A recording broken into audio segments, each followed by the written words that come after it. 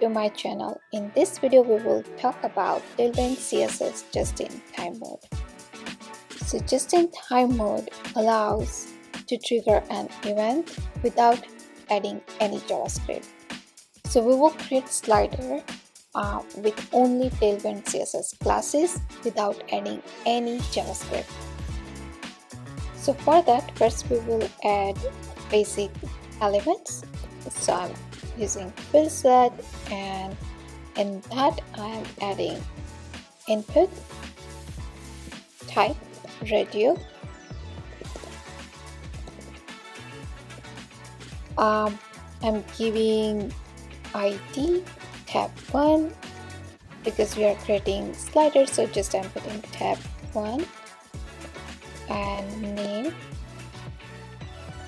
tabs.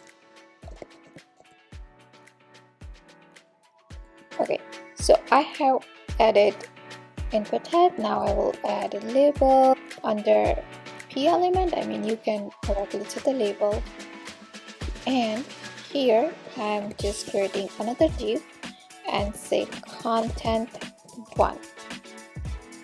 So when we will click, it should show the content 1 with this click event.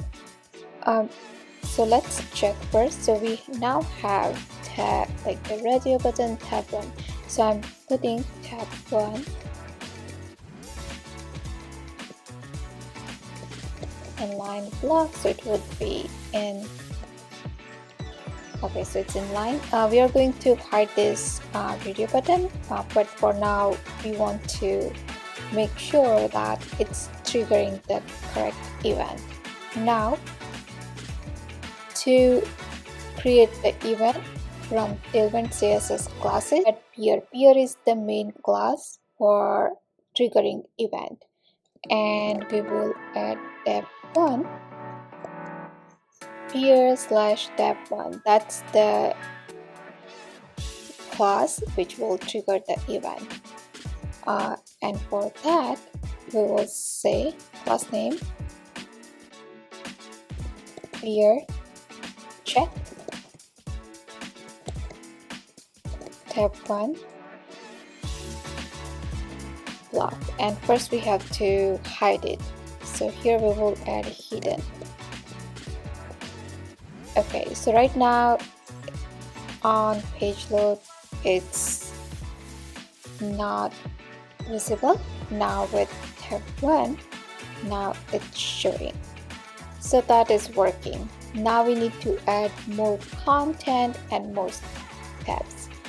So for that, all I will do is I'll copy this, and for now I would add 3, and then we can add more as well. So here we will add 3, same way we did before, and then we will do here is 2 and 3, and here we need to show like it's content 2, content 3, like that. Okay, so now we need to click on tab 2. So it's not showing because we add 3. Okay, now it's showing tab 3. It's showing content 3, tab 1, 1, 2. So now we will add some Tailwind CSS classes to clean this UI, and once we implement that UI, we could hide the radio button. We can still trigger the event.